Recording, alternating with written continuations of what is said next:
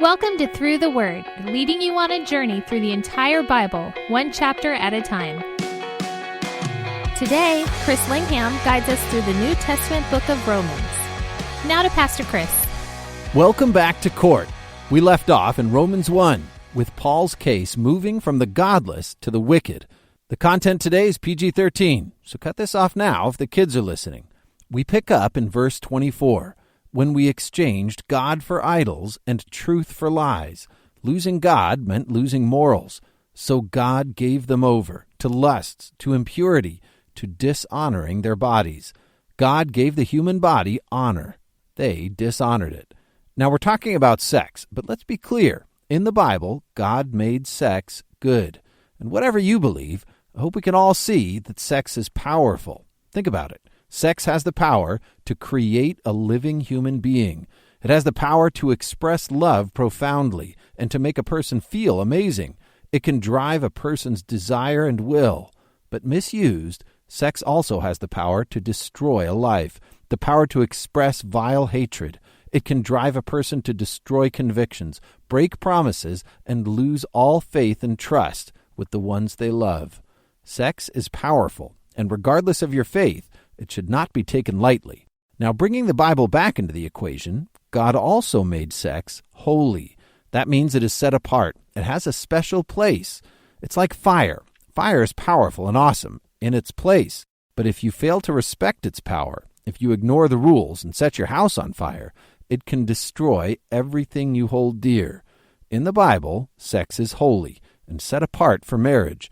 Outside of that, the fire destroys. But when mankind exchanged God for idols and truth for lies, God's rules were forgotten and holiness was lost. In verse 26, because of this, God gave them over to shameful lusts. Even their women exchanged natural sexual relations for unnatural ones. In the same way, the men also abandoned natural relations with women and were inflamed with lust for one another.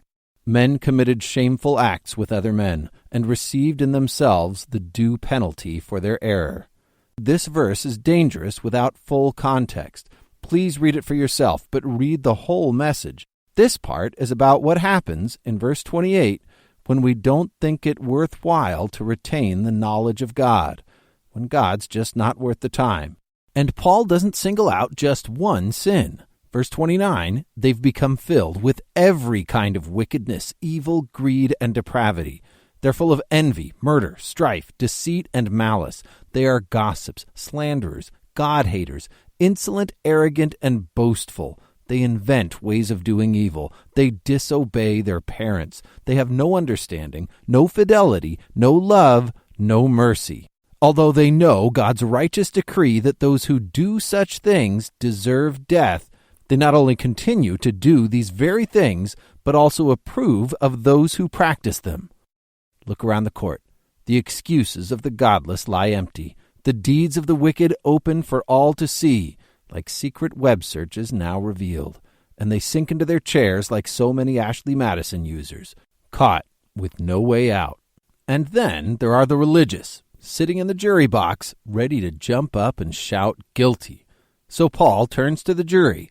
And in chapter 2, you therefore have no excuse, you who pass judgment on someone else, for at whatever point you judge another, you are condemning yourself, because you who pass judgment do the same things. Shock fills the courtroom. Paul set them up. Every smug, self-righteous hypocrite in the world, every believer who ever used Romans 1 to judge and condemn. Paul says you are condemning yourself.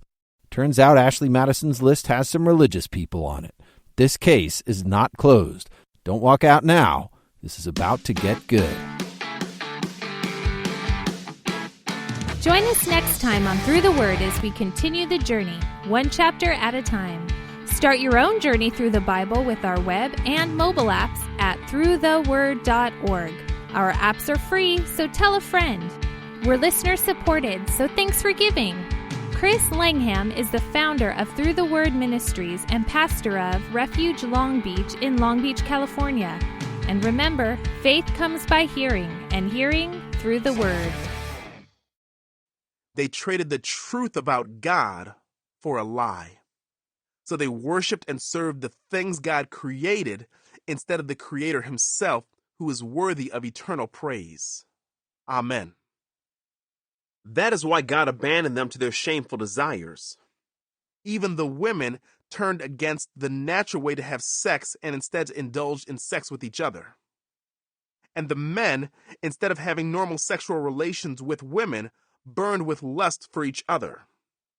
Men did shameful things with other men, and as a result of this sin, they suffered within themselves the penalty they deserved. Since they thought it foolish to acknowledge God, he abandoned them to their foolish thinking and let them do things that should never be done. Their lives became full of every kind of wickedness, sin, greed, hate, envy, murder, quarreling, deception, malicious behavior, and gossip. They are backstabbers, haters of God, insolent, proud, and boastful. They invent new ways of sinning, and they disobey their parents. They refuse to understand, break their promises, are heartless, and have no mercy. They know God's justice requires that those who do these things deserve to die, yet they do them anyway. Worse yet, they encourage others to do them too. You may think you can condemn such people, but you are just as bad, and you have no excuse. When you say they are wicked and should be punished, you are condemning yourself, for you who judge others do these very same things. And we know that God, in his justice, will punish anyone who does such things.